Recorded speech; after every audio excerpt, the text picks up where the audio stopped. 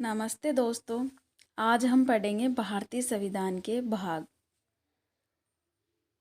अब हमारा जो पहला क्वेश्चन बनता है यह है कि मूल संविधान में कितने भाग थे और वर्तमान में कितने भाग हैं। मूल संविधान में कितने भाग थे? 22। और वर्तमान में कितने भाग हैं? 25।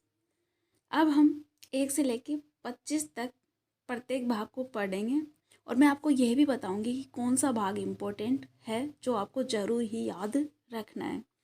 भाग 1। अब हम 1 से लेके 4 तक एक साथ याद करेंगे। भाग 1, भाग 2, भाग 3, भाग 4।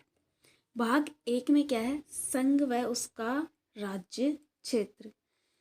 भाग 1 में क्या है? संघ और उसका राज्य क्षेत्र, अनुच्छेद 1 से लेके 4 तक। भाग 2 में है नागरिकता, अनुच्छेद 5 से 11 तक।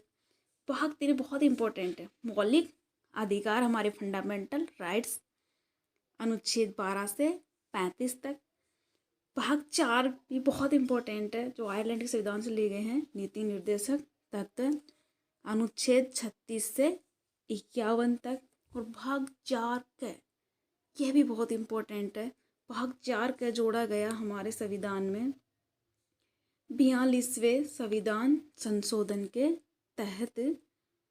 भाग 4 के में है मौलिक कर्तव्य, जो मैंने रूस के संविधान से लिए, इसके लिए अनुच्छेद 51 का। अब आपको 1 से लेके 4 तक याद हो गए होंगे। भाग 1 में क्या है? संघ व उसका राज्य क्षेत्र। भाग 2 में नागरिकता। भाग 3 में मौलिक अधिकार। भाग 4 में नीति निर्देशक तत्व। और भाग 4 का में है मौलिक कर्तव्य। 1 से लेके भाग 4 का तक आपको याद हो गए होंगे। अब हम भाग 5 देखेंगे, 5 और 6। भाग 5 में क्या है? भाग 5 में है संघ सरकार। भाग 5 में क्या है? संघ सरकार। संघ सरकार कह दो या फिर केंद्र सरकार कह दो, वो है भाग 5 में। भाग 6 में क्या है? राज्य सरकार। अब देखो भाग 5। भाग 5 में क्या है? केंद्र सरकार। और ये देखो केंद्र सरकार में क्या क्या आता है, ये भी देख लो आप। केंद्र सरकार अनुच्छेद 52 से लेके 151 तक है। भाग 5 में संघ सरकार। संघ सरकार में आ जाती है हमारी कार्यपालिका, हमारी संसद, राष्ट्रपति की विधायी शक्तियाँ, संघ की न्यायपालिका और केग। तो भाग 5 में क्या है? केंद्र सरकार, अनुच्छेद 52 से 151 तक। भाग 6 में भाग 6 में है हमारी राज्य सरकार, अनुच्छेद 152 से लेके 237 तक। अब देखो राज्य सरकार में क्या क्या में राज्य की कार्यपालिका, राज्य का विधानमंडल, राज्यपाल की विधायी शक्तियाँ, राज्यों के उच्च न्यायालय और अधीनस्थ न्यायालय। अब हम देखते हैं कि हमने भाग 1 से लेके हमने भाग 6 तक याद कर लिए। भाग 1 से लेके भाग 6 तक आपको पूरे भाग याद होना चाहिए विथ अनुच्छेद, क्योंकि ये बहुत इम्पोर्टेंट है। भाग 1 में क्या था? दोहराओ मेरे साथ, क्या था बताने की कोशिश करो। संघ व उसका राज्य क्षेत्र, अनुच्छेद 1 से 4 तक।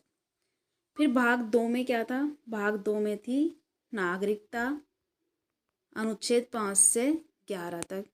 भाग 3 सबको याद होना चाहिए। भाग 3 में क्या है? मौलिक अधिकार।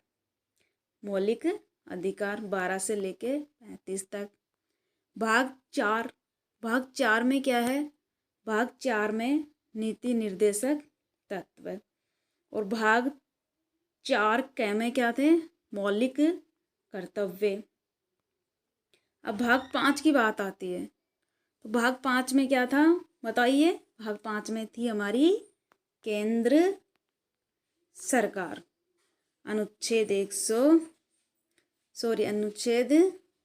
52 से लेके 151 तक। भाग 6 में है हमारी राज्य सरकार। याद हो गए होंगे आपको 1 से लेके 6 तक भाग। अब हम देखते हैं भाग 7। भाग 7 निरस्त हो गया प्रेजेंट में। इसका जो अनुच्छेद है 238 वो कोई काम का नहीं है। भाग 8 है संघ और राज्य क्षेत्र, जो खास इम्पोर्टेंट नहीं है। अब आपको जो याद करना है वो है भाग 9। इनमें है हमारी पंचायतें। भाग 9 क भाग 9 क में है नगर पालिकाएं। भाग 9 ख इसमें सहकारी समितियां, जो 97वें संविधान संशोधन के तहत से जोड़ी गई है। ये आपको भाग 9 याद ही होना चाहिए। पंचायतें, इसका आपको अनुच्छेद भी याद होते तो बहुत अच्छी बात है। 242 से 243 तक पंचायतों का वर्णन है। और नगर पालिका 9 क में, सहकारी समितियां 9 ख में। अब देखते हैं हम 10 से लेके 13 तक एक साथ देखेंगे। भाग 10 में क्या है? अनुसूचित जाति व जनजाति। भाग 11 ये इम्पोर्टेंट है। भाग 11 में हमारे केंद्र व राज्य के संबंध, अनुच्छेद 245 से 263। भाग 12 में वित्त, संपत्ति, संविदाएं और वाद। भाग 13 में भारत के राज्य क्षेत्र के भीतर व्यापार, वाणिज्य और समागम। अब देखो, आपको जो 1 से 6 तक याद हो गए, 7 8 आपको याद हो जाए तो अच्छी बात है, नहीं तो नहीं होए तो भी अच्छी बात है। भाग 9 में है पंचायतें। भाग 9 क में है नगर पालिका और 9 ख में है थी सहकारी समितियां। भाग 10 में अनुसूचित जाति व जनजाति क्षेत्रों के बारे में। भाग 11 बहुत इंपॉर्टेंट, केंद्र व राज्य के संबंधों को बताता है। भाग 12 वित्त, संपत्ति और संविदाएं की बात करता है। और भाग 13 भारत के राज्य क्षेत्र के भीतर व्यापार व वाणिज्य की बात करता है। अब हम देखते हैं ये जो बहुत इंपॉर्टेंट है, ये वाला पार्ट, जैसे 1 से 6 तक बहुत इंपॉर्टेंट है, 9 बहुत इंपॉर्टेंट है, 11 बहुत इंपॉर्टेंट है। वैसे 14, 15, 16, 17, 18 ये बहुत ही इंपॉर्टेंट है। देखो 14 में क्या है? संघ और राज्य के दिन जो सेवाओं की बात करता है। 14 संघ व राज्य के दिन सेवा। 15 बहुत इंपॉर्टेंट है, हमारी निर्वाचन, हमारा चुनाव आयोग। भाग 15 ये अनुच्छेद भी याद करना आपको इसका, 324 से 329। भाग 16 कुछ वर्गों के लिए विशेष उपबंध, यह भी इम्पोर्टेंट। भाग 17 बहुत इंपॉर्टेंट है, हमारी राजभाषा, 343 से 351 तक।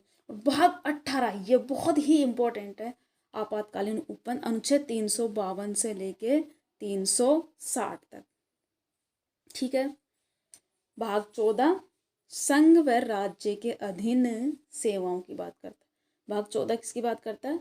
हमारा संघ व राज्य के अधीन सेवाएं। भाग 15 निर्वाचन। भाग 16 कुछ वर्गों के लिए विशेष उपबंध। भाग 17 हमारी राजभाषा। और भाग 18 आपातकालीन उपबंध। अब देखो 19 से 22 तक, इसमें जो हम 19 में है प्रकीर्ण, और 20 बहुत इंपॉर्टेंट है। भाग 20 में है संविधान में संशोधन, अनुच्छेद 368।